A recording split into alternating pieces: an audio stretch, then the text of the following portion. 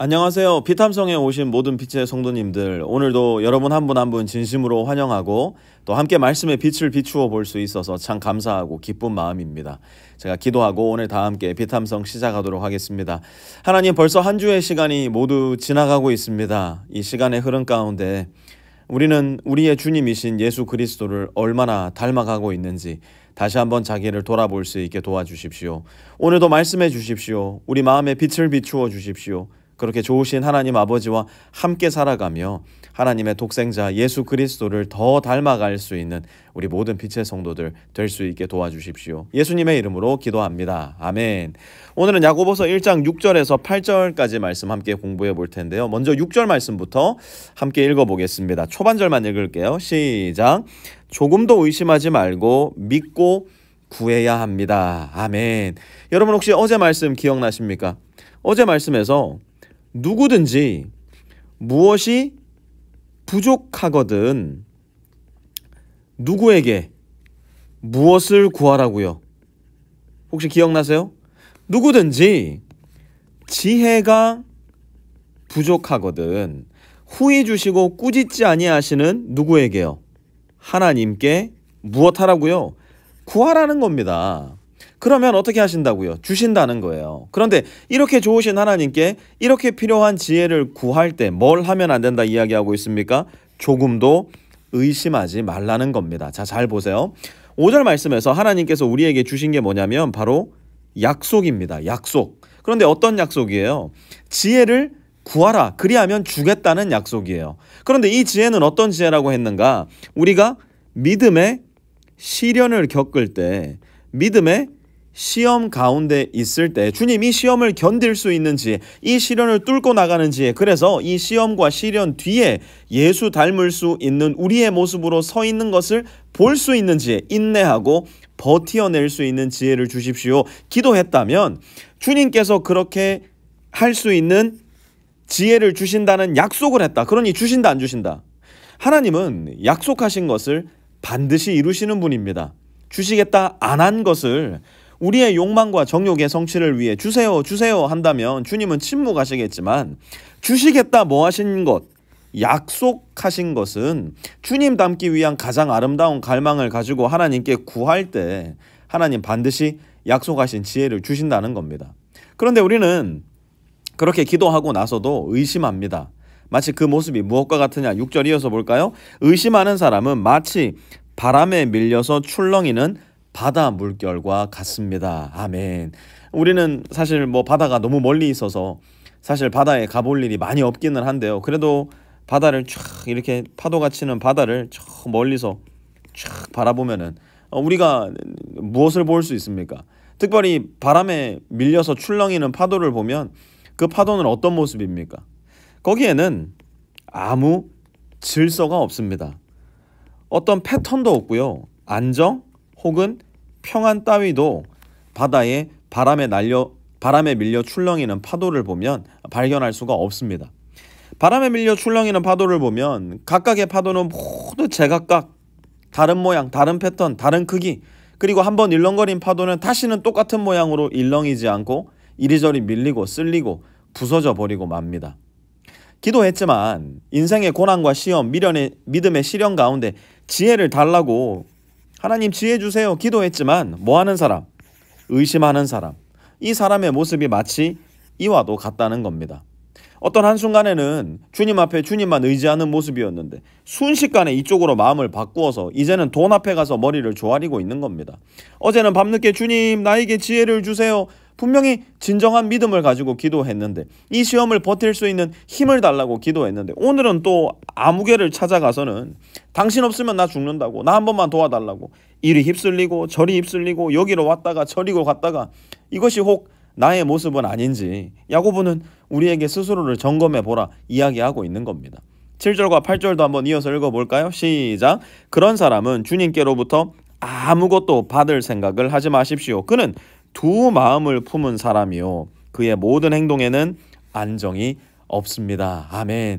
우리 기독교 신앙에 있어서 우리가 가장 경계해야 될 것 중 하나가 무엇이냐면 바로 이겁니다. 두 마음을 품는 것. 우리는 얼마나 오늘날 많은 시간에 두 마음을 품는지 몰라요. 오늘날 우리는 이 두 마음을 품는 것에 너무 너그러워져 버렸어요. 하나님 믿습니까? 안 믿습니까? 믿습니다. 그죠? 그런데 무엇도 믿습니까? 나는 돈도 믿어요. 하나님 나는 믿습니다. 그런데 난 또 뭘 믿어요? 내 힘도 믿어요. 하나님 믿습니까? 안 믿습니까? 난 믿죠. 그런데 나는 나의 인기도 좀 믿고요. 나는 나의 권력도 좀 믿고요. 나는 내가 가지고 있는 내 인맥도 좀 믿는 사람입니다. 내 기호대로, 내 취향대로, 내 선호도대로 하나님 이거 다 나한테 좀 맞춰주세요. 우리는 혹시 그렇게 신앙생활을 하고 있는 것은 아닌지 모르겠어요. 두 마음을 품은 사람, 모든 행동에 안정이 없는 사람. 그러니 주일날에는 막 가슴이 뜨거워졌다가도 월요일이 되면 냉담하고 차갑기 그지없는 실천적 무신론자들로 돌변해 버리는 것이 혹 우리의 모습은 아닐까요? 여러분 우리 또 조심해야 됩니다. 내 마음을 자꾸 점검해 봐야 됩니다. 그리고 내 마음이 무엇을 먹고 살아가는지, 내 마음이 먹고 사는 음식, 그리고 그 음식을 섭취하는 장소, 그 음식을 섭취하는 시간까지도 우리는 신중히 분별할 줄 알아야 됩니다. 우리의 마음은 내가 보는 것, 내가 듣는 것, 내가 시간을 보내는 것에 따라서 그 양식을 취하게 되는 겁니다. 여러분의 핸드폰으로 여러분이 보는 거 조심하셔야 돼요. 얼마나 오랜 시간 동안 핸드폰을 보고 있는지 점검하셔야 됩니다. 하루 종일 내가 생각하고 있는 것, 하루 종일 내가 보는 것, 듣는 것 무엇인지, 내가 가장 좋아하는 것은 무엇인지, 그저 흘러가는 대로 파도처럼 여기로 휩쓸렸다가 저기로 휩쓸렸다가 그래서는 안 된다는 겁니다. 그러면 뭘 어떻게 해야 되느냐? 히브리서 6장 18절에서 19절 말씀, 우리 한번 이 두 절 말씀 같이 읽어봤으면 좋겠는데요. 같이 한번 읽어볼게요. 시작. 이는 앞에 놓인 소망을 붙잡으려고 세상에서 피하여 나온 사람들인 우리가 이 두 가지 변할 수 없는 사실, 곧 하나님의 약속과 맹세를 의지하여 큰 위로를 받게 하려는 것입니다. 하나님께서는 약속하시고 맹세하실 때에 거짓말을 하실 수 없습니다. 우리에게는 이 소망이 있으니 그것은 안전하고 확실한 영혼의 닷과 같아서 휘장 안에까지 들어가게 해줍니다. 아멘. 우리에게 두 가지 변할 수 없는 사실이 있는데 그게 뭐래요? 하나님의 약속과 맹세. 하나님은 하나님의 약속과 맹세를 절대로 어기지 않으시니 우리 영혼의 닻을 어디다 내려야 된다고요? 하나님의 약속과 맹세에 내려야 한다는 겁니다. 그래야 우리는 휘장 안, 곧 하나님과 가장 친밀하고 안전하고 황홀한 관계 속으로 들어갈 수 있다는 겁니다.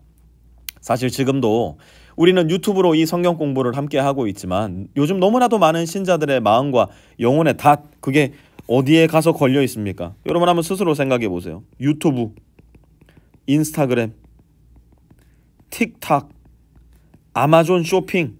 뭘 보면 알아요? 내가 보내는 시간을 보면 압니다. 내가 많이 생각하는 게 뭔지 보면 알아요. 우리가 사용하는 스마트폰 한번 보세요. 거기에 사용 시간을 한번 보세요. 그러니 우리 마음이, 우리 영혼이, 우리의 믿음이 다 여기에 가서 닻이 걸려 있으니까 이건 날마다 변하는 건데 흔들리지 않을 방법이 없는 거죠. 사랑하는 성도 여러분, 우리 영혼의 닻을, 우리 마음의 닻을 하나님의 약속과 맹세, 그게 뭔데요? 하나님의 말씀이잖아요. 우리가 가지고 있는 성경의 말씀이잖아요. 거기에 더 깊이 들이워야 됩니다.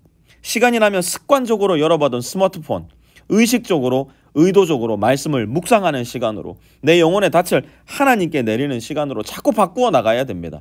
그렇지 않고서는 우리의 믿음이 절대로 자라지가 않아요. 절대로 우리의 믿음이 흔들리지 않을 방법이 없다니까요. 그렇게 되면 우리는 다 모양만 그럴듯한 개살구 신앙인으로 살다가 겨우겨우 불에 타고 건진받은 초라한 구원을 받거나, 아니면 주님께서 우리를 아예 모르신다 말씀하시는 가장 비참하고 가련한 모습으로 발견되게 될 겁니다. 생각만 해도 원통하고 슬프고 아프고 눈물 나는 일 아닙니까?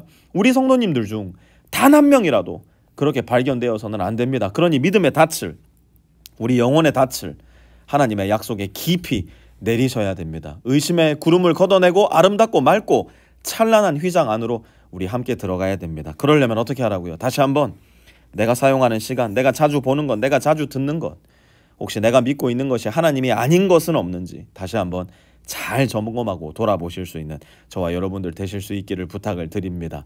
하나님, 오늘 말씀을 통해서 우리를 돌아보게 하시니 감사를 드립니다. 혹여라도 우리의 믿음이 바람에 떠밀려 이리저리 요동치는 파도와 같지는 않은지 이 일 때문에, 그 사람 때문에, 나의 게으름과 피로 때문에 너무나 쉽게 우리는 하나님의 곁을 떠나 절벽 같은 인상의 나랑에 앉아 솜사탕 같은 잠시 잠깐의 쾌락과 즐거움에 취해 살아가는 것은 아닌지, 하나님 우리 스스로를 더 신중히 살피고 주님께로만 소망을 두고 주님의 말씀에로만 우리 영혼과 마음의 닻을 내리게 하여 주십시오. 예수님의 이름으로 기도합니다. 아멘.